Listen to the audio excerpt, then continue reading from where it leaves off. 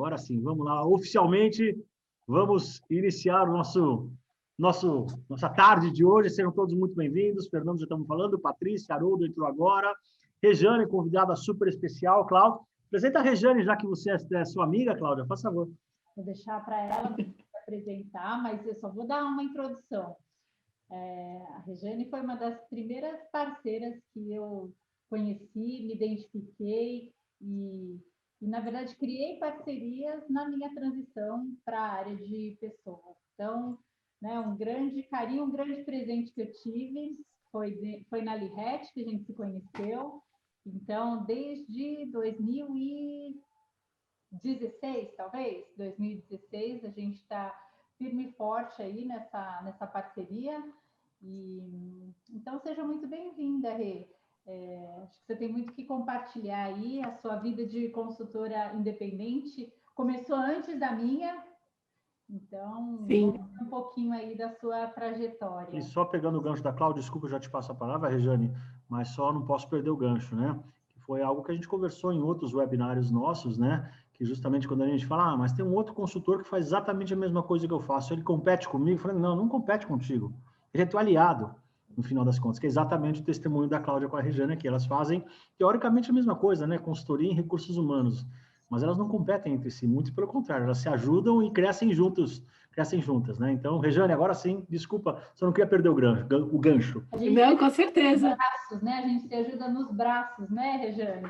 Às vezes o projeto é muito grande, né? Braço, troca de ideia, experiência, é um monte de coisa. Mas vai lá, Rejane, o show é teu. Bom, gente, obrigada. Em primeiro lugar, obrigada pelo convite. Eu trabalho com consultoria de recursos humanos já tem 12, 13 anos, exclusivamente com consultoria de recursos humanos. Por que eu falo exclusivamente? Porque antes disso eu tive uma trajetória de RH corporativo e tinha alguns momentos em que eu saía para trabalhar um pouquinho em consultoria, voltava para o mundo corporativo, ficava nessas idas e vindas, até que eu me fixei aí de verdade como consultora de recursos humanos por uma decisão, por uma escolha.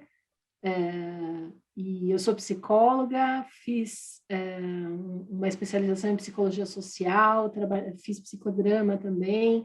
Mais recentemente fiz uma certificação em segurança psicológica de times e a minha paixão sempre foi atuar com organizações. E a minha segunda paixão foi atuar com consultoria. Então, eu estou aí há 13 anos exclusivamente como consultora de recursos humanos independente e bastante satisfeita com as escolhas que eu fiz.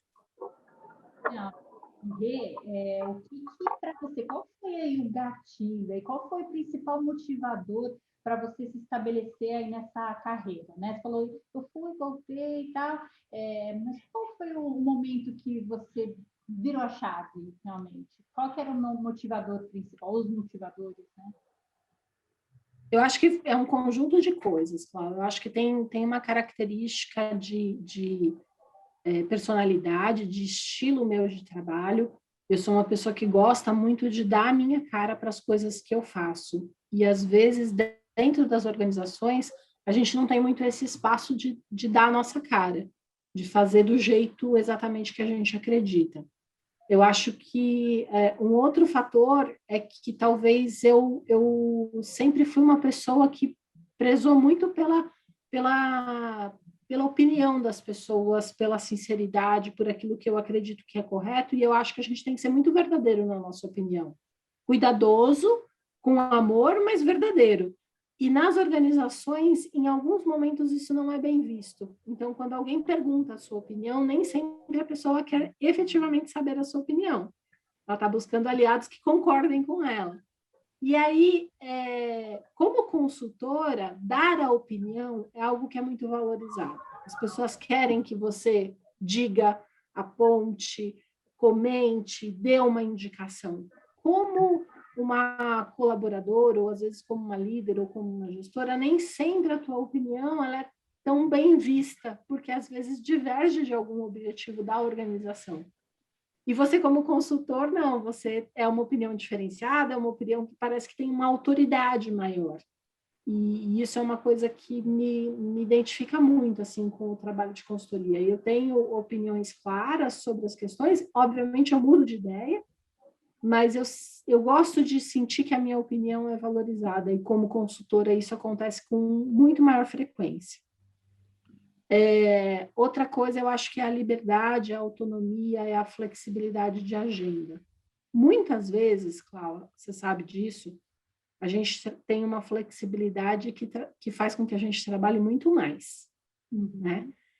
Mas a possibilidade de eu poder parar no meio do dia para cuidar da minha família, para cuidar das minhas demandas, para, de repente, fazer um bloqueio na minha agenda num dia que eu precise ou que eu queira, isso para mim é muito importante. Então, essa flexibilidade, essa independência de ser mais dona dos meus horários, do meu dia, é algo que também me motiva bastante no papel aí de trabalhar com consultoria. Legal. Deixa eu fazer uma pergunta, Regiane. Qual que é o segredo da longevidade? Vamos lá, você tem 12 anos de consultora, eu tenho 15, né? Mas eu queria ouvir a tua versão, talvez a minha versão seja diferente da sua, então eu queria ouvir a tua, aproveitar, explorar um pouquinho. Qual que é o segredo para você conseguir, enfim, tá há 12 anos, né? Ou seja, você está absolutamente estabelecida e bem estabelecida, né? Já tem um nome, uma imagem, eventualmente uma carteira de clientes. Qual que é o segredo da tua longevidade? Eu acho que tem a ver com credibilidade e com atualização constante. Eu acho que as duas coisas são fundamentais. Eu, quando decidi ser consultora, Flávia, eu tinha muito receio, porque eu nunca me vi como uma pessoa altamente comercial. E eu sabia que eu ia ter que vender para poder sobreviver. E eu descobri que o que mais me vende é aquilo que eu faço de bom nos clientes. E isso me leva para uma indicação, que me leva para um próximo projeto, que me leva para a memória das pessoas às quais eu já atendi, já passei. E eu acho que isso é o maior marketing que um consultor pode ter, é a credibilidade e a confiança dos seus clientes. Por outro lado, você precisa se renovar constantemente. Você precisa estudar o tempo todo. Você precisa estar atualizado com o que está acontecendo e saber muito separar o joio do trigo. Saber muito separar o que é modinha e que está vindo e que nada mais é que a mesma coisa com outro nome, e o que realmente pode agregar valor e pode ser diferencial dos teus clientes e para o teu negócio, para o teu segmento. Eu acho que essa coisa de estudar constantemente e gostar de estudar é uma coisa que o consultor ele precisa viver o tempo todo, sem que ninguém o cobre disso, tem que ser por prazer, porque isso vai fazer parte do dia a dia. Traduzindo Não sei se você concorda. Não, traduzindo o que a Regiane falou para a minha língua, né, que eu sempre falo, né, que o consultor tem que estar sempre um passo à frente do cliente. Não precisa estar mais do que um, mas tem que estar sempre um passo à frente. Se você está um passo à frente do cliente, a hora que ele der um passo, você tem que dar mais um. Então, ou seja, você tem que estar sempre aprendendo. O segredo do consultor é sempre estar um passo à frente do cliente, e aí o cliente vai falar, nossa, como a Regiane sabe tudo, meu Deus do céu. Na verdade, ela não sabe tudo, mas ela sabe sempre um pouquinho a mais, minimamente, que o cliente, que é o suficiente para manter essa imagem, né? Bacana. E a retrouxe, né, que realmente a gente sabe que muitas vezes a gente trabalha mais, né? A autonomia, a independência faz com que a gente trabalhe mais, mas faz com que a gente escolha se a gente quer trabalhar, né? No mundo corporativo a gente não tem muita essa escolha. Na consultoria, você escolhe se você quer. Se você não quiser, nossa, eu não quero trabalhar 13 horas por dia. Então, você vai declinar de algum projeto, né? Ao invés de você ter 3, você vai ter 2 projetos, né? Então, de novo, é o poder de decisão, poder de escolha que está nas suas mãos. Né? Sim, com certeza.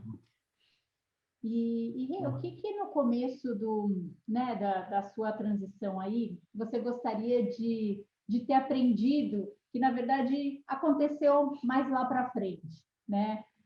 Alguma dica que você tenha, né, na verdade, que você não recebeu, que faria maior diferença, né, no seu trajeto, e seria muito valioso. Compartilhar com todo mundo, né?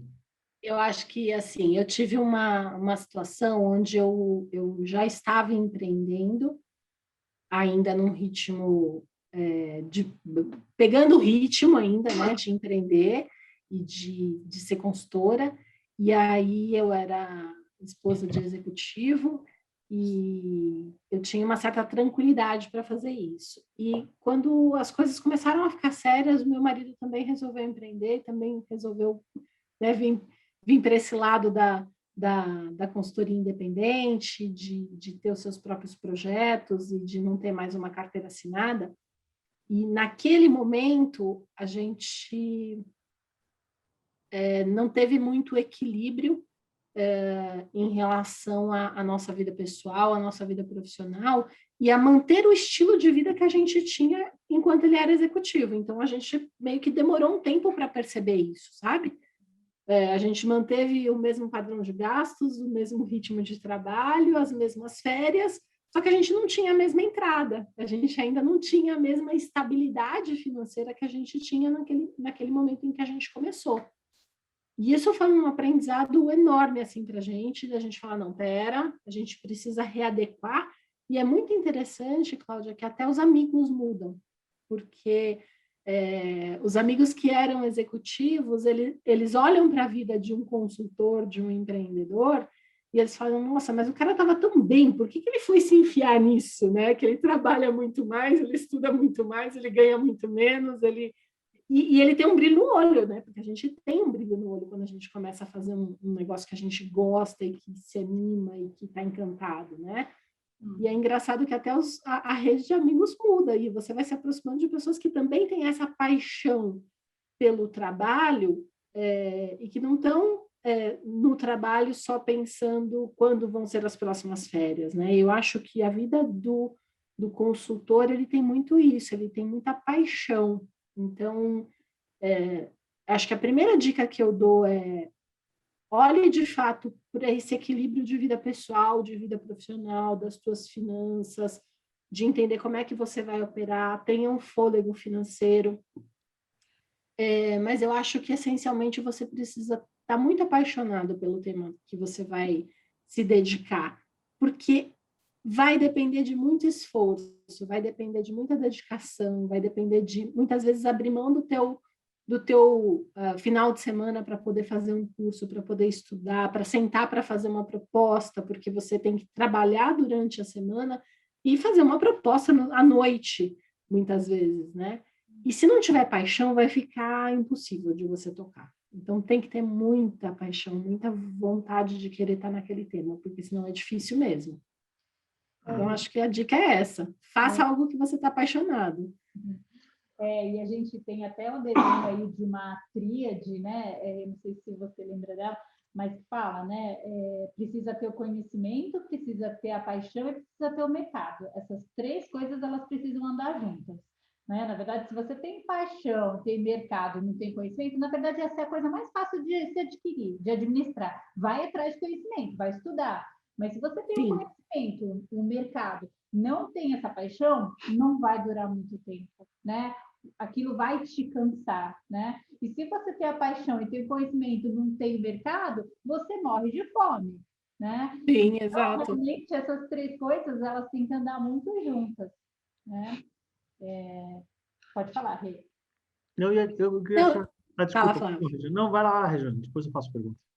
Não, eu acho que essa coisa da liberdade, da autonomia, também tem a ver com essa paixão, né? Você pode se apaixonar várias vezes por várias coisas, por vários temas e estudar por eles. Então, isso é muito gostoso, né? Essa liberdade que a gente tem de falar, nossa, olha, eu nunca tinha pensado nesse tema junto com esse, dá negócio. Deixa eu estudar isso aqui, porque uma coisa tem a ver com a outra. Né? E você vai indo. E é claro que tem que ter esse olhar que você falou, né? De tem mercado para isso que eu estou olhando, para isso que eu estou estudando? Uhum. E aí tem minha outra pergunta, né, Rê? Nesses 12 anos, né? Você já mudou de produto? Você já mudou de atuação? Né? Como que foi, né? Você começou com uma coisa, foi para outra, descobriu uma outra paixão. Como que você transitou aí nessas... Já sim. E é interessante porque não é uma coisa... É um processo, não é uma coisa que você faz do dia para a noite, não é uma coisa tão simples assim, porque você é reconhecido por aquilo que você faz, e você é lembrado por aquele tema. E você, quando descobre uma outra paixão, ou quer migrar de produto que você atende, de serviço que você atende, você precisa construir uma nova imagem de credibilidade naquele outro assunto que ninguém te viu atuando ainda, né? E você precisa muito criar aí um caminho para poder fazer isso. Eu já atuei com várias coisas diferentes, então eu comecei atuando com seleção e com treinamento, depois eu migrei e fiquei bastante tempo com competências, mapeamento de competências, pelo meu histórico anterior à minha carreira de consultora, que eu tinha tido muitas certificações de ferramentas, eu acabei ficando uma pessoa muito especialista em assessment, em avaliação, e fiquei muitos anos nisso, e era muito reconhecida, e era meio que oceano azul, assim, para mim, isso. Mas aí eu comecei a perceber que eu não estava mais feliz com isso, eu não estava tendo mais aprendizado, e eu precisava migrar para outras coisas, e para isso eu precisei ir construindo as pontes para poder fazer essa mudança e poder atuar mais com o que hoje eu estou mais apaixonada, que tem a ver com desenvolver pessoas, desenvolver lideranças, trabalhar com uma temática que é uma temática nova nas organizações, que tem a ver com segurança psicológica de times, olhar para as empresas e pensar que elas podem ser lugares bons, felizes para as pessoas trabalharem, como é que a gente torna esses líderes mais preparados para lidar com isso, como é que a gente torna o ambiente das empresas mais favoráveis para que a gente possa ter alta performance, ter inovação, ter aprendizado.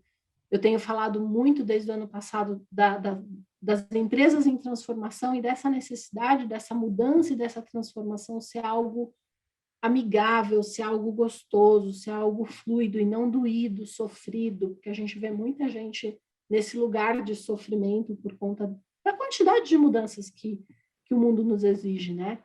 Então, eu fiz toda essa trajetória e a gente precisa ir construindo pontes e migrando de um lugar para o outro, porque não dá simplesmente para pegar e pular sem uma ponte, porque você ainda não é reconhecido por isso, né? Então, é um processo também, e que às vezes os teus clientes que acreditam em você e te dão um voto de confiança, onde você consegue migrar de um serviço para outro, falar, olha, eu posso fazer isso também para você, né?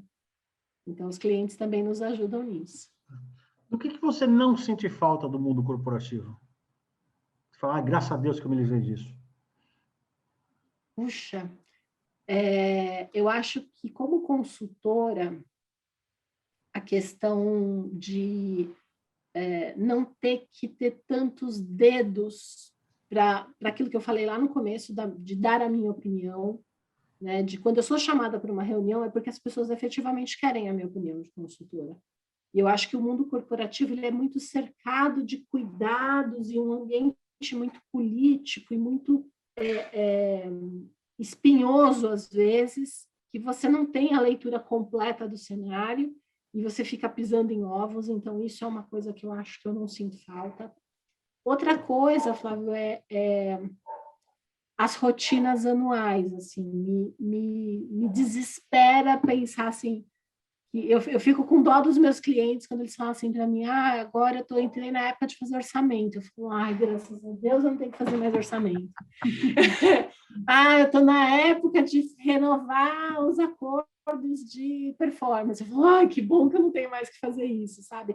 Essa coisa de não ter mais a rotina, isso para mim é muito importante. Eu tenho horror à rotina. Eu gosto de novidade, eu gosto de chegar e ter uma pergunta difícil que eu não sei responder.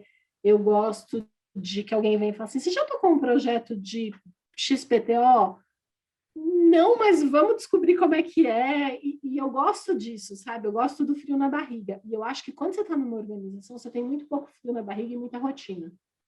Então, eu acho que eu não sinto falta de jeito nenhum da rotina.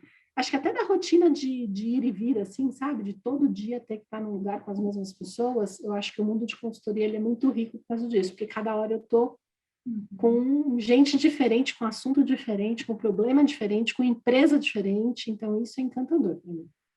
Você não sente a estagnação, né? Por mais que você esteja aplicando a mesma metodologia, mudou o contexto, mudou a empresa, mudou a cultura, mudou as pessoas com quem você vai interagir. Ótimo, já. Você aprende todos os dias, todos os dias. Eu acho sensacional te ouvir, Regiane, porque você fala exatamente as mesmas coisas que a gente fala o tempo todo para as pessoas, né? Sensacional. Não fala isso, Cláudio. Pô, não me atrapalha, Cláudio. É brincadeira, bem genuíno. Acho que todo mundo sente as mesmas coisas, né? Aquela sensação que a gente tem quando a gente viaja para um lugar desconhecido, da descoberta, eu acho que quando a gente é consultor e a gente está conhecendo um novo cliente, entrando num novo projeto, é um pouco disso, sabe? De, nossa, olha que legal isso aqui, olha como eles fazem isso aqui, olha como é que eles aplicam. Essas descobertas eu acho que é o que eu mais gosto. E isso a gente vai enchendo a nossa sacolinha, né? De ferramentas, né? De visões, de metodologias, né? Exatamente. E, qual é a sua visão em relação à sociedade e parceria? Sociedade, né? Formal ou informal, mas como que você vê isso? Tá. Isso para mim é assim um aprendizado gigante, porque ser consultor muitas vezes está sozinho, né? E eu gosto muito de trocar, eu gosto muito de pedir opinião, eu gosto muito de ouvir as pessoas. E aí eu tinha muito em mente que para poder trocar, para poder construir as coisas juntas, eu precisava ter sócio, né? Então, na minha cabeça, isso funcionava muito bem, assim, eu pensava, bom, eu quero trocar, eu quero ter alguém para dividir projetos, então eu devo ter um sócio, alguém que eu me afino, alguém que eu gosto, alguém que me agrega, e por 2 vezes eu tive sociedade, né? E aí, eu acho que isso vai contra aquele outro pedaço da minha personalidade que eu acabei de falar, que é de não gostar da rotina, né? Eu tenho vontade de trocar com outras pessoas, eu tenho vontade de conhecer o que outras pessoas pensam, eu tenho vontade de fato, conhecer novas pessoas e como essas pessoas trabalham. E aí, na minha visão, isso ia contra ao que uma sociedade prega. Eu me sentia traindo o meu sócio, quando eu tinha vontade de estar mais com a Cláudia do que com o meu sócio. Quando eu tinha vontade de dividir projetos. Hã? Sou pivô. Então. E aí eu ficava nessa bola dividida. Eu falava, mas espera aí, será que eu não tinha que priorizar a minha sociedade e não estar construindo negócios com outra pessoa? Né? E aí eu meio que equalizei esse conflito que eu vivia, entendendo que ok, eu posso ter um sócio, mas eu não preciso exclusivamente trocar só com essa pessoa. Eu preciso ter a oportunidade de trocar com outras pessoas. Que naquele projeto vai ser mais interessante, que para aquele cliente vai combinar mais, que para essa demanda que eu tenho agora é uma pessoa que funciona melhor trabalhando junto comigo. Então, eu acho que é fundamental que a gente tenha parcerias estabelecidas, que a gente tenha parcerias claras e transparentes de qual é o nosso papel, qual é a nossa relação, o que a gente ganha junto, o que eu espero de você, o que você espera de mim, e fique menos preso com eu posso trocar só com uma pessoa. Então, hoje eu não consigo me ver nesse sentido presa. Eu tenho uma sócia, mas que hoje eu não me vejo presa a ela. Então, a gente voa voos livres com outros parceiros, com outras pessoas. A gente faz muito uma divisão financeira das coisas que a gente tem para resolver da empresa em si, mas eu acho que mais do que sociedade, o consultor ele precisa ter parceiros. Ele precisa, se ele não sabe, ele tem que saber quem sabe. Né? Ou se ele, mesmo que ele saiba, ele tem que saber com quem ele pode contar na hora, por exemplo, em que você não estava esperando e caiu um super projeto para você e você não quer dizer não para esse projeto. Então, você vai dividir com alguém de confiança, que vai entregar na mesma qualidade que você tem condição de deixar com o teu cliente, e você fica tranquilo, e o teu cliente também fica tranquilo, e você pode, ao mesmo tempo, tocar outras coisas, abraçar outras coisas, e até mesmo em situações da vida, né? Por exemplo, fiquei doente, eu preciso de alguém que me ajude. Né? Eu estou conduzindo periodicamente, 2 vezes por semana, rodas de conversa numa empresa X. Eu preciso saber quem é que pode me substituir se eu tiver uma dor de barriga, porque o meu cliente não pode ficar à mercê de algum acontecimento meu. Então, sempre tem alguém que sabe o que eu estou fazendo, que eu troco, que eu conto como é que está, e que eu sei que se eu precisar falar, escuta, preciso contar com você amanhã, será que você consegue me ajudar? Eu tenho pelo menos umas 2 opções. Porque o cliente que contrata um consultor autônomo, ele não pode se sentir desamparado. Ele tem que sentir que ele está amparado por uma rede, não só por uma pessoa. Eu acho que isso é muito importante, sabe, Cláudio? E quando a gente passa essa credibilidade para o cliente de que você é independente, mas que você tem uma rede por trás, você ganha mais espaço com as empresas e ganha projetos mais interessantes e a chance de poder atuar em coisas que talvez se você fosse um ser sozinho, você não conseguiria. Sim, concordo com você. E a gente precisa verbalizar isso para o cliente, sim. Né? Não é óbvio para ele que a gente tem essa rede de parceiros, né? Porque pode ser que em algumas situações ele deixe de nos contratar porque medo, né? Tipo, e se acontece alguma coisa com ela? Quem termina o projeto? Né? Exatamente. Então, realmente... Eu já vivenciei isso. De um cliente passar uma parte super bacana de um projeto para uma outra empresa porque ele não tinha visibilidade de que eu podia fazer. E ele não tinha como adivinhar, ele não perguntou, eu não disse e eu perdi a oportunidade. Uhum. Não é à toa que, por exemplo, só para tangibilizar isso, né? Tem um ditado, né, que é fantástico, né? A mulher de César não basta ser honesta, tem que parecer honesta, né? Então, só para tangibilizar o que eu estou querendo dizer, quando pega a apresentação institucional da nossa empresa, entre tantas coisas que a gente coloca ali, a gente coloca exatamente a nossa rede. Nós temos uma rede de mais de 60 consultores associados. Ou seja, você está contratando o Flávio, você está contratando a Cláudia, mas por trás do Flávio e da Cláudia tem uma rede de outras 60 pessoas que, se preciso for, nós lançamos mão para a gente justamente ter essa flexibilidade e essa diversidade, né? Acho que são os 2 pontos que você colocou que são fundamentais, né? A flexibilidade e a diversidade de visões, de capacidades, de competências, de conhecimentos, de experiências, etc. Né? Então, mas é fundamental verbalizar. Não basta ter, não basta ser honesta a mulher do César, tem que parecer honesta, né? Não pode ser isso nunca. E uma outra coisa em relação à sociedade, né? A gente sempre tem que buscar alguém que nos complemente, porque se eu sou igual aqui o meu parceiro, e vamos supor que eu sozinha eu consiga faturar 10 mil, ele sozinho, né, pode faturar 10 mil, os dois vão dar 20, para que a gente vai ter uma parceria?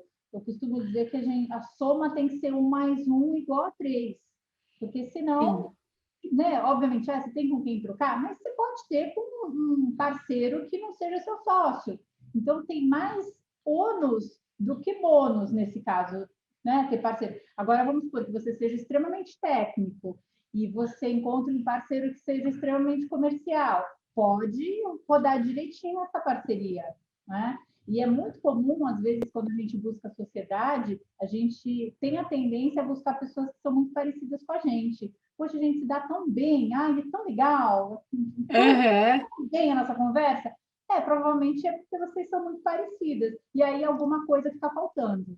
Né? Exato. E aí você pede a oportunidade de divergir, de inovar, de perceber oportunidades, porque estão os dois olhando para a mesma coisa, né? Uhum. Exatamente. Fantástico. Exatamente. E, Rejane, como que você acha que você se diferencia? Desculpa, só um segundinho, Cláudio. O Haroldo e Fernando, fiquem à vontade, hein? Se quiser fazer qualquer pergunta. Não, pode perguntar, Cláudio, mas O diálogo é com todo mundo. A ideia aqui é um bate-papo realmente, hein? Agora vocês vão ter que fazer perguntas. Eu levei bronca. Não levou bronca, eu só quis lembrar. Só quis lembrar. Gente, sempre tem antes de ter uma sociedade, né? Isso porque eu fui fazer uma pergunta, ela levantou o dedinho. Ela levantou o dedinho aqui do meu lado e falou, doutor, à frente. Isso que ela já tinha feito 4, mas tudo bem. Quem tem sócio tem patrão, né? Então, nesse caso... Não, mas podemos seguir aí, depois eu faço algumas perguntas. Segue o racional do Flávio e da Cláudia. Legal. Você perguntou o que eu me diferencio dos meus concorrentes. Eu acho, Cláudio, que... eu não quero ser repetitiva nisso, mas eu acho que... quando o cliente está comigo, eu acho que eu trago essa credibilidade, essa segurança de que eu vou entregar algo que eu realmente combinei com ele, e que eu estou junto, eu estou segurando a mão dele, né? Muitas vezes, dentro de um projeto, aparecem coisas, a gente tem intercorrências que não estão no planejamento. E as pessoas que me conhecem, os clientes que me conhecem, sabem que eu primeiro vou parar, vou ajudar, vou resolver, e depois a gente vai parar para falar de contrato, de horas, de valores, e se isso impacta ou não impacta, porque isso é menos importante do que eu deixar o meu cliente tranquilo que eu vou resolver aquele problema para ele. Porque muitas vezes, quando você está resolvendo um problema, outros aparecem, né? Então, eu acho que essa tranquilidade, o coração tranquilo de que está na minha mão e eu vou resolver, eu acho que é um diferencial. Mas é um diferencial que só sabe quem convive, quem conhece, me conhece, né? Eu acho que eu prezo muito, eu valorizo muito pelas as relações bem construídas, né? Então, se alguém me indicou para um cliente X, essa pessoa não me conhece. Às vezes a demanda não tem nem a ver comigo, às vezes é uma coisa que eu não faço, ou que eu não atendo mais. Eu nunca vou deixar aquela indicação àquele cliente sem um atendimento, de alguém que seja da minha confiança, de alguém que eu realmente possa indicar como alguém que vai resolver o problema dele. Então, eu acho que essa coisa da palavra, do prezar pela relação, eu acho que é algo que tem muito valor, né? Então, às vezes eu recebo indicações e as pessoas vêm e falam, olha, fulano me indicou, ele disse que não sabe se você está atuando com isso, mas que você saberia o que fazer com essa demanda, né? Então, isso é muito gratificante e eu procuro cuidar muito disso, sabe? Porque as pessoas, às vezes você ajuda 1, 2, 3 pessoas e isso não vira negócio para você. Mas em algum momento essa pessoa volta, retorna, lembra de você e te traz um negócio, ou se lembra de alguma coisa. Então, a gente não tem essa relação tão monetária, mas sim uma relação de confiança com as pessoas. Eu acho que consultoria é muito isso. Eu confio nela, então ela pode até não ser especialista nesse assunto, mas eu sei que ela vai me dar um direcionamento bom, mesmo que não venha dela. Então, acho que é isso. Muito bom. E aí você colocou uma coisa que é uma característica muito importante do consultor, que é demonstrar apoio, né? Do início do projeto, do início do contato até o final. Ele tem que se sentir seguro. Isso realmente você passa. Acho que não só essas características de consultoria, mas eu acho que dentro da área de recursos humanos, a Regiane tem competências que a fazem diferente, né? Eu acho que esse acolhimento, esse cuidado que ela tem com pessoas, eu acho que faz de você ter um grande diferencial. Obrigada. Pergunta, gente? Acho que alguém escreveu alguma coisa aqui no chat. Ah, tá. O Fernando falou que vai mandar aí para a Cláudia a pergunta. Que aí a Cláudia faz em nosso nome, né? Bom, Regiane, eu teria duas perguntas simples aqui para você. Você falou que uma das dificuldades que você teve no começo, né, foi aquela questão de equilíbrio, né, de vida pessoal, vida profissional, e a questão da receita, né, porque a receita muda. Você já conseguiu equiparar a receita que você tinha quando era da vida do mundo corporativo, recebendo como consultora? Superou, está igual, está menor? O que você pode contar para a gente? Eu acho que eu equiparei, eu tive que aprender a fazer as coisas de uma maneira mais planejada, né? Porque dezembro não tem 13º, janeiro muitas vezes não tem projeto, e as contas em janeiro são super pesadas, né? Então, eu acho que eu tive que aprender a me planejar um pouco melhor, mas hoje eu estou satisfeita, assim, eu acho que eu estou... talvez eu ainda não tenha um patamar, se eu tivesse seguido uma carreira corporativa, de ser diretora de RH, talvez eu estivesse ganhando mais, sim, mas eu não sei se eu estaria tão feliz quanto eu estou hoje. Tá? Eu acho que tem muito a ver, eu acho que seria um custo muito elevado para mim. Eu brinco que quando a gente vê um salário de 25, 30 mil como CLT, não é para você ter muita vida, né? Assim, é difícil ter vida com esse salário, porque a quantidade de entrega que você vai ter que fazer para justificar tudo isso em carteira é algo que vai te custar, né? 35 mil de salário, 50 mil de salário, você olha assim e fala, será que eu quero ter a vida que esse salário vai me custar? Né? Entrega um órgão do corpo, uma perna. Exato. Então, assim, eu poderia estar ganhando mais? Eu poderia estar ganhando mais. Eu já tive proposta para voltar para o mundo corporativo. Mas quando eu olho para um salário muito alto, eu fico pensando quando eu vou ter que me matar para que isso aconteça. E hoje eu acho que eu faço as coisas com muito prazer, eu tenho uma remuneração que eu considero boa, satisfatória, eu consigo tirar férias, eu consigo guardar dinheiro, eu consigo trocar de carro, e eu estou feliz com isso. Então, tá Isso é o tudo mais bem. importante. Olha só, né, desculpa, eu sei que é a resposta da Regiane, mas eu não posso perder o gancho, né, aproveitando os ganchos, né? Já falamos várias vezes sobre a história dos picos e vales, né? E aí eu vou trazer um pouquinho do meu testemunho para a sua pergunta também, Fernando. Eu sei que foi para a Regiane, mas eu vou aproveitar. Tem meses que eu ganho infinitamente mais do que eu ganhava, que eu ganhava quando executivo e que eu ganharia se eu fosse hoje o presidente de uma empresa. Tem meses que eu ganho muito menos, né? Porque a vida de consultor, ela é de picos e vales. A Regiane falou, janeiro não tem projeto, é vale. A não ser que você tenha uma coisa muito, muito permanente, né?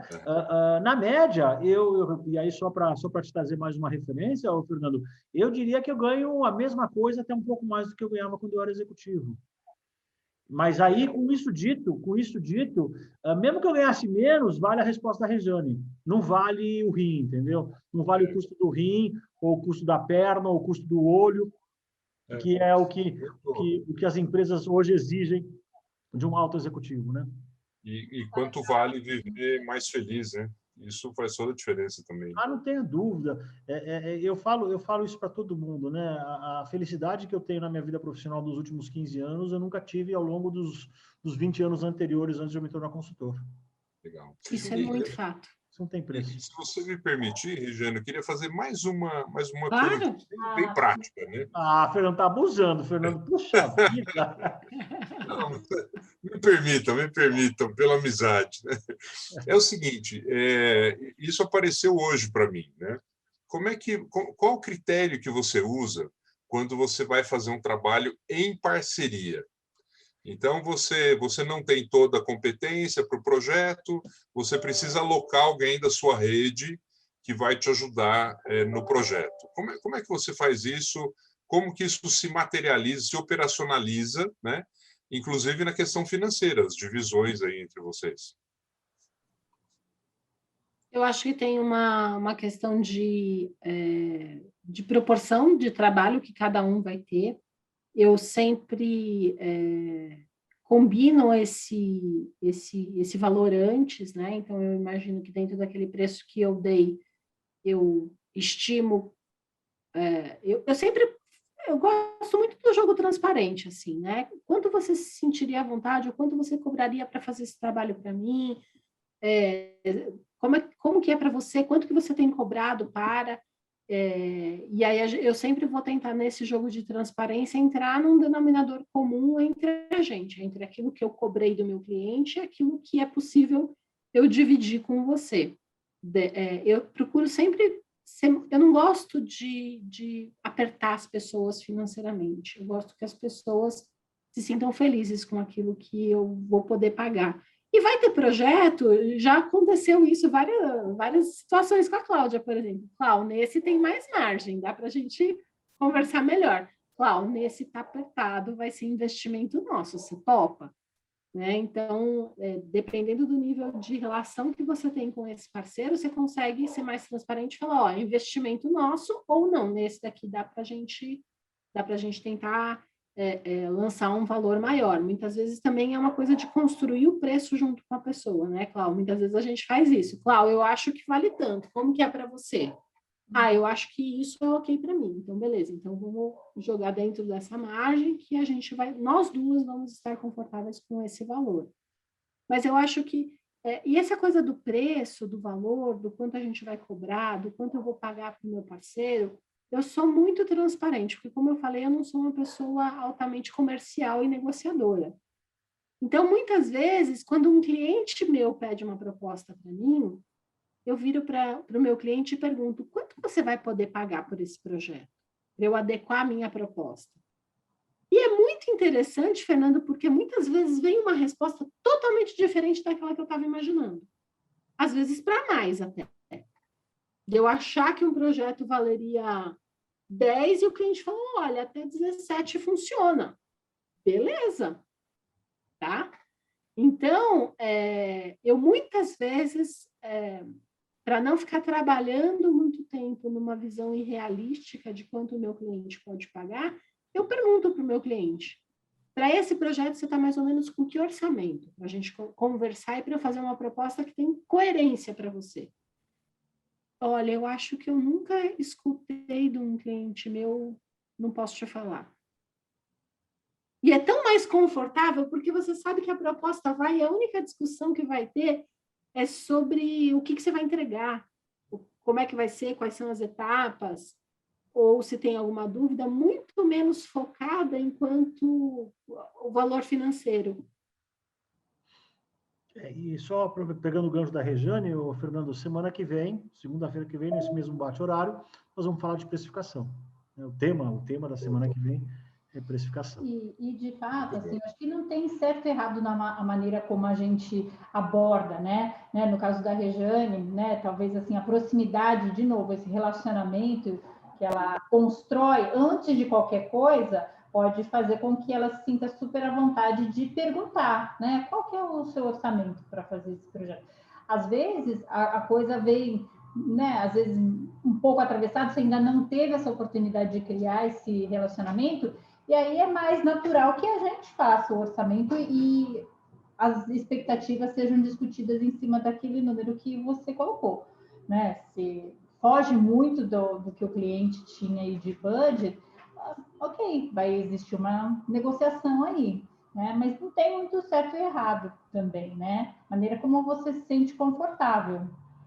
Mas eu concordo com a colocação da Rejane no final das contas, né? Não adianta você querer ter um parceiro e não ser parceiro, né? Ou seja, não adianta eu querer ter um parceiro e esfolar a Rejane para sobrar mais para mim, porque a Rejane vai se sentir esfolada, né? E ao se sentir esfolada, eu faço parceria com ela hoje, amanhã eu não faço mais. Uhum. E do mesmo jeito que hoje eu estou chamando a Rejane para vir para um projeto comigo, amanhã a Rejane pode chamar para eu ir para um projeto com ela, né? Então, é isso. O parceiro tem que ser parceiro, né? É o nome disso. É muito isso, Flávio, é muito isso, sabe? Quando você percebe que é de uma via só, deixa de ser uma parceria. Claro. Né? Então, eu tenho pessoas que eu indico N clientes e que a gente não tem nenhum vínculo de comissionamento em relação a isso, mas eu sei que na hora que tiver um projeto, a pessoa vai lembrar de mim e vai me trazer o projeto. né? E vai querer fazer junto comigo. E é isso que é parceria muitas vezes, né? Então, não tem uma regra, uma tabela onde eu estabeleço com tanta clareza, assim, olha, para os meus parceiros eu pago tanto, ou se eu vendo, o meu comissionamento é de tanto, ou se eu te indico, eu quero receber tanto daquilo que você lucra. Mas eu acho que tem muito essas pessoas que você sabe que não vão soltar a tua mão na hora em que você precisa contar com um parceiro. Então, é muito esses vínculos seguros que a gente precisa ir construindo. E, ao mesmo tempo... Desculpa, perdão. Não, só ia comentar, construir relacionamento de longo prazo, né? Acho que essa é a tônica, né?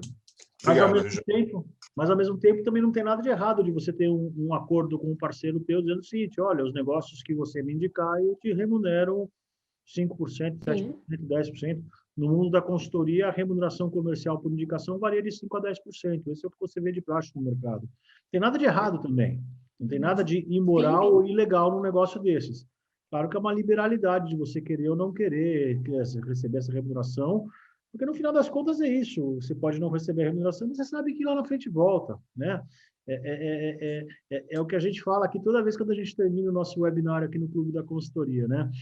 A gente não está fazendo isso aqui por dinheiro. Não é dinheiro que move a gente no Clube da Consultoria, é tentar ajudar, é tentar fazer o Fernando decolar, é tentar fazer o Haroldo decolar, tentar fazer a Patrícia decolar, entendeu? Com a nossa experiência, para vocês cometerem novos erros, não os erros que eu já cometi, já bati a cabeça e já me machuquei, ou que a Cláudia, ou que a Regiane. Essa é a lógica. E lá na frente volta, não tem problema, não é dinheiro que move a gente nesse momento. Sim. De novo, esse ambiente aqui seguro é para justamente trazer essas dúvidas. Nossa, como que é a parceria, né? Como que eu faço? Como que eu abordo o cliente? Né? Trazer as dúvidas e né, a gente encurtar um pouquinho mais esse aprendizado, né? E assim, aqui, infelizmente, a palavra parceria no mercado em geral está muito desgastada. Né? Então, não, vamos fazer uma parceria, né? Só que, normalmente, quando duas empresas querem fazer parceria uma com a outra, normalmente é a parceria caracu, né? Enfim, já entenderam. Só que no mundo da consultoria é um pouco diferente. No mundo da consultoria, parceria de fato é parceria. É interessante isso, né? Foge desse lugar comum do desgaste da parceria no resto do mercado, né? É bem interessante isso. Sim. Haroldo, vamos lá. Tati, alguma pergunta? Patrícia? Não, muito legal. Eu queria, quando você comentou um pouco, né, do modelo de sociedade, eu sou suspeito porque eu tenho muitos sócios, vários negócios, muitos sócios, e eu vivo, né, estou participando com vocês, eu vivo 3 papéis aqui, né? Como consultor no papel de conselheiro de algumas empresas, do outro lado, como empresário, tal. Então, tem hora que eu fico viajando, né, e visualizando. Mas é muito legal. A questão de sociedade, a gente vai amadurecendo na vida também, né? E um fato muito marcante para mim foi o autoconhecimento. E no momento que eu deixei de querer, né, a gente tem que ser bom em tudo, não adianta, a gente nunca vai ser bom em tudo. É passar também a admirar o outro sócio. Porque no início das minhas sociedades foi por identificação, por identidade, pensar igual. Mas hoje eu já tenho essa visão que a Cláudia comentou. É admirar o que o outro te complementa. Tá? Então, consultoria é a mesma coisa, né? Você tem que ter uma rede aí que vai te complementar, né? Aquilo que você precisa de alguém que tem um conhecimento mais profundo, leva mais jeito. E isso, Haroldo, que você está falando, é um grande desafio para o consultor. Porque eu acho que o consultor é um ser que ele tem uma tendência a ter um ego um pouco mais inflado. Ele tem uma tendência a falar, eu dou conta, eu sei, eu me basto, eu sou um especialista, né? Porque o ideal de consultor é para isso, né? É um cara que vai resolver o teu problema. Quando a gente pensa em contratar um consultor, a gente está pensando em alguém que vai vir aqui, vai dar uma resposta mágica para mim, e vai resolver o meu problema que eu não sei resolver sozinha, que eu vou gastar uma grana. E, enfim, é para um especialista, né? Então, a gente, como consultor, fica muito num lugar de não poder não saber. A gente fica muito num lugar de eu sei tudo, eu me basto, e aí a gente corre o risco de ter um ego mais inflado, e aí é onde a gente entra na enrascada, porque a gente não dá conta de tudo, a gente não sabe tudo, a gente não passou por tudo, e a gente não é bom em tudo no final do dia, né? E essa apreciação ao outro, ela é muito importante e que eu acho que a gente só adquire com a maturidade, que foi o que você disse. Essa capacidade de olhar para um projeto e falar, eu preciso da Cláudia porque ela vai mandar muito melhor do que eu nisso, a gente só consegue com a maturidade. Eu tive uma vez uma oportunidade de fazer um trabalho para empreendedores, não necessariamente consultores, mas empreendedores. E aí a gente foi por um caminho de trabalhar competências comportamentais, né? E o quanto foi difícil esses empreendedores reconhecerem que eles tinham vulnerabilidades, que eles tinham pontos fracos. É muito difícil esse papel, onde você não pode não ser bom em alguma coisa. E eu acho que a gente só cresce quando a gente reconhece que a gente não é bom em alguma coisa, porque se a gente já sabe que sabe tudo, como é que você aprende? Como é que você, né, cria parcerias? Como é que você se complementa com pessoas? Como é que você desbrava coisas novas se você já sabe tudo? Você não tem mais para onde crescer quando você já sabe tudo, né? Mas eu acho que, de verdade, isso só vem com a maturidade. A gente apreciar genuinamente o talento do outro e falar, puxa, eu preciso do Flávio junto comigo, porque ele é muito melhor que eu nisso e eu vou aprender. E para o consultor é difícil, né? Se posicionar frente a um cliente nesse sentido. Demais. É uma grande tendência que a gente tem. E a gente se cobra a não dizer não, né? Não, fala, não sei. Né? O cliente faz uma pergunta, você fala, não sei, você fala, mas se eu falar não sei, que valor eu tenho? Né? E às vezes a resposta é não sei. Uhum. Eu estava numa reunião agora, antes de entrar nessa aqui, imagina um cliente que atua no Ceará e no Rio Grande do Norte. Com todo o respeito, eu não entendo nada de Ceará e do Rio Grande do Norte. Eu fui lá, trabalho meia dúzia de vezes na minha vida, eu não entendo a cultura. Então eu falei, olha, gente, eu não conheço o cliente de vocês, vocês vão ter que me falar sobre o cliente de vocês, a cultura de vocês. Eu vivo a cultura de São Paulo, que é uma cultura completamente diferente. Não estou dizendo nem que é melhor, nem que é pior, só é diferente. Então, eu não sei, eu sei outras coisas, mas tem coisas que vocês vão ter que me ajudar, senão não vai sair do lugar. Na verdade, a gente tem que achar a exata medida, porque, ao mesmo tempo, a gente não pode parecer muito vulnerável para o cliente. Uhum. Você precisa ter autoconfiança, porque, senão, na verdade, é a única coisa que você vende. Confiança de que você vai resolver o problema dele. Se você não se coloca dessa forma, esquece. Né? Então, é bem tênue essa... Mas isso, de novo, né, Cláudio, tem tudo a ver com o nosso webinar da semana passada, em que a gente falou, lembra, dos três tipos de consultoria, os 3 papéis que você pode ter, o de especialista, lembra? Não é isso? Então, depende de como você se coloca. Porque se eu me coloco como especialista do mercado de Fortaleza, e o cliente me pergunta, o que acontece, como que funciona o mercado de Fortaleza? Eu falo, eu não sei, ferrou. Né? Mas se eu me coloco, eu não sou especialista no mercado de Fortaleza, mas eu sou especialista em criar estratégias comerciais. Opa! Mercado de Fortaleza você traz, eu trago a estratégia comercial. Eu sou especialista em governança, eu sou especialista em planejamento estratégico. Mas não sou especialista do mercado de óleo e gás, eventualmente. Então, de novo, depende, volta lá no nosso webinar da semana passada, quais são os papéis da consultoria, do consultor. Sim. Depende de como se coloca, né? Não sei se vocês concordam, mas eu acho que o consultor ele tem que ter uma identidade forte em temas específicos, né? Porque ele é chamado por essa identidade. Então, aquela pessoa que quer fazer tudo, né? Porque tem gente que é mais generalista e tal, e dentro de uma empresa, talvez isso seja ok. Mas como consultor, você pode ter várias frentes, mas você tem que ter um carro-chefe, eu acho que você tem que ter um peso aí mais forte, até até para se posicionar, até para você ser reconhecido, ser chamado para fazer algum trabalho. Acho que esse é um tema relevante. O que eu sou bom, no que eu quero ser reconhecido. Eu posso ser bom, talvez, em várias coisas, mas no que eu quero ser reconhecido? Que identidade é? Acho que isso, até para montar as parcerias, né? Me veio isso na mente, porque a questão das parcerias, se eu sou muito bom em algo, eu posso oferecer um serviço que a Regiane, ou a Cláudia, ou o Flávio, seja muito melhor que eu, né? Mas eu tenho que ter essa consciência do qual é a minha identidade mais forte aí, né? Não sei. Ou dá para ser um consultor mais generalista? Eu acho que essa talvez seja até uma pergunta. Patrícia, pergunta difícil, né?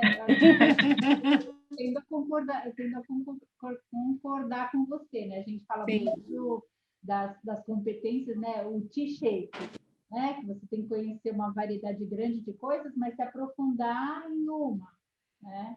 Eu concordo também. Eu acho que você tem que ser especialista em alguma coisa. Assim, vamos lá. Como eu me coloco no mercado? Eu sou especialista em planejamento estratégico, marketing e vendas.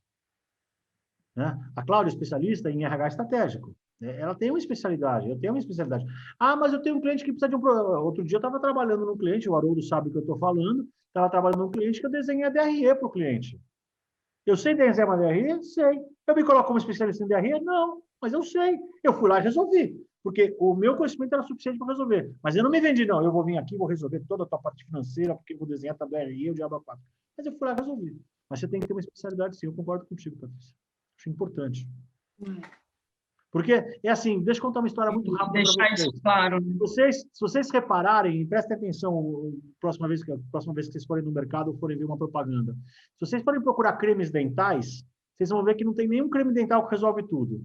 Um deixa o hálito mais puro, o outro combate a placa, o outro deixa mais branco, o outro tira a dor. Cada um é especialista numa coisa. E você se pergunta, mas por que nenhuma empresa resolveu fazer um creme dental que faz tudo? Porque essas empresas estudaram o mercado e descobriram que o cliente não acredita que seja possível existir um creme dental que deixa o hálito mais puro, tira a dor, combate a placa e deixa o dente branco. Então, eles resolveram lançar um de só de dente branco, um só de placa, um só de dor, um só de hálito. Então, no final das contas, eu não estou querendo comparar um consultor com um creme dental, mas a lógica é a mesma. Se que você é bom em tudo, não vão acreditar em você. Não vão acreditar em você. E não dá, né, gente? Porque, assim, o quanto que a gente tem que dedicar a estudar um determinado tema, né? Se a gente atende clientes nessa especialidade, você começa a criar repertório nessa especialidade, né? E mais horas, e mais horas. E o resto? Sobra quanto para você estudar, para você criar o seu repertório de entregas? Não Exatamente. Dá, né? Exatamente. É como músico, né? O bom músico toca vários instrumentos, mas tem um que é o instrumento do coração, né? Aquele que ele domina, é aquele que ele faz chover com aquele instrumento. Acho que é um pouco parecido também. É isso mesmo. A tua analogia é melhor que a minha. Creme dental é uma analogia horrorosa. Não funciona. E o pior é que é verdade. Reparem no supermercado, gente. Reparem, é verdade. Não é mentira, não. Não é história da carochinha. O que não pode, né, Flávia, é tentar usar martelo para apertar parafuso, né? Aí é ruim. Aí dá ruim, né? É isso aí. Bacana. Legal, pessoal. Mais alguma dúvida?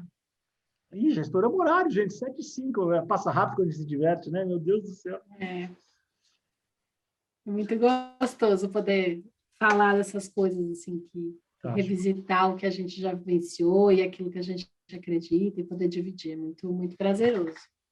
Fantástico. Bom, então acho que tem mais uma pergunta. Com essa pandemia, a consultoria via videoconferência, o que você acredita que vai acontecer? Um misto? Vai dar para ter clientes que atendem via digital? Vai ter que ter presencial? O que você está enxergando aí? Eu acho que nunca mais vai voltar a ser como era. Eu tenho feito... Eu só tenho trabalhado online desde abril do ano passado. Eu falo abril por quê? Porque em março eu tinha uma agenda completa de coisa para fazer. Minha agenda inteira caiu. Os meus clientes não sabiam para onde iam, o que iam fazer, né? E aí eu comecei a voltar a trabalhar em abril e maio, e de lá para cá eu trabalhei muito, e foi muito interessante, porque eu fiquei aí uns 2 meses, mais ou menos, sem trabalhar, o ano passado, por conta da pandemia, mas quando eu fui olhar no final do ano, eu tinha faturado até um pouco mais do que o ano de 2019. Então, eu trabalhei menos meses, mas o que eu trabalhei, eu ganhei do faturamento do ano anterior. Uma coisa compensou a outra. Eu não acho que a gente volta para o sistema tão presencial, mas pelo menos dentro da minha área, eu acho que a gente vai seguir muito com um modelo mais online mesmo, e vão ser eventos especiais que vão acontecer presencialmente. Vão ser coisas de fato que são fundamentais, que precisam ser especiais para as pessoas, e as empresas vão investir nisso de maneira muito mais pensada, planejada, estruturada e com mérito para que seja presencial. Eu concordo totalmente. E só para trazer um testemunho, pegando o gancho da Rejane, eu concordo com tudo que ela falou. Testemunho meu, gente, tem 15 anos que eu sou consultor. Não teve um ano que eu ganhei menos no ano seguinte comparado ao ano anterior. Todo ano, mesmo inclusive em 2020, com a pandemia, da mesma forma que a Rejane. Claro, quando você começa como consultor, você começa pequenininho. Eu comecei há 15 anos atrás pequenininho. Eu tinha um cliente que quando eu arrumei aquele cliente, eu cobrava um valor de 1 hora baixinho, porque eu não tinha experiência, era o primeiro, e eu fui crescendo, e sistematicamente há 15 anos, todo ano eu ganho mais do que o ano anterior. Todo ano eu ganho mais do que o ano anterior, mesmo na pandemia de 2020, e provavelmente 2020, 2021, tudo indica que também irá acontecer da mesma forma.